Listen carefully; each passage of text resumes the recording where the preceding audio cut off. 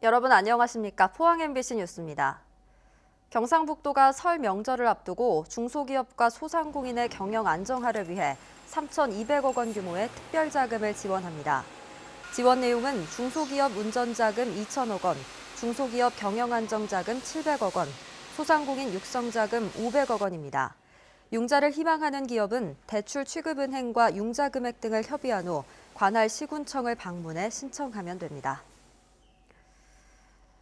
경주시가 국토교통부가 추진하는 스마트 홍수관리 시스템 구축 사업 선도 사업지구로 최종 선정돼 27억 원의 사업비 전액을 지원받습니다. 이에 따라 경주시는 재해대책 상황실에 원격 자동 개폐 시스템을 구축하며 태풍 등 홍수 발생 시 신속하게 대응하고 효율적인 유지 관리도 할 수 있게 됩니다. 그동안 형산강에 설치된 31곳의 배수문은 주민과 공무원이 이중으로 관리했습니다. 민선 첫 경북체육회장에 김하영 후보가 당선됐습니다. 김 당선자는 백예순 1표 42.5%를 득표해 민선 첫 경북체육회장에 당선됐습니다. 김 당선자는 김관용 전임지사 때 도체육회 상임부회장에 임명된 뒤 이철우 지사 취임 후 물러났던 인물로 이번 선거 결과를 두고 여러 뒷말들이 나오고 있습니다. 경상북도는 농촌 분야 일자리 창출을 위해 청년창업농 영농정착 지원사업 대상자를 선발합니다. 지원 대상자는 만 40세 미만, 경력 3년 이하인 청년 농부로 청년창업농으로 선정되면 3년 동안 매달 100만 원 상당의 바우처 포인트, 3억 원 한도의 창업자금, 농지 임대 등을 지원받습니다. 희망자는 오는 22일까지 농림사업 정보 시스템에 접속해 신청하면 됩니다. 경주 지역 4개 대학이 공동으로 운영하는 연합생활관이 올해부터 본격 운영됩니다.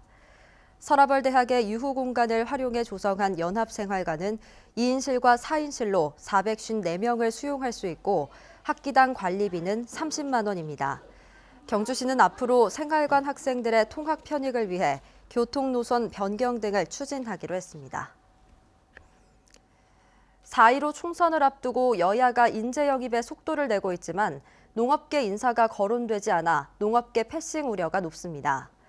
더불어민주당은 총선 6호 인재를 발표하며 비례대표 후보 명부에 우선 배정하거나 유력한 지역구 후보에 전략 공천할 예정입니다.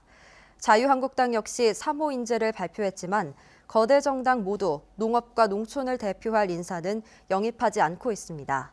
정의당과 민중당 등 소수 정당에서는 농업계 인사의 영입을 고려하고 있지만 전국 정당 득표율 3%를 넘어 국회에 진입할 수 있을진 미지수입니다.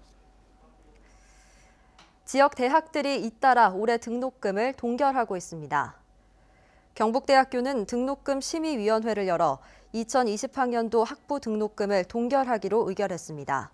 경북대는 학령 인구가 감소하고 임금과 물가가 지속해서 상승하고 있지만 학생과 학부모의 경제적 부담을 덜기 위해 동결하기로 했다고 밝혔습니다.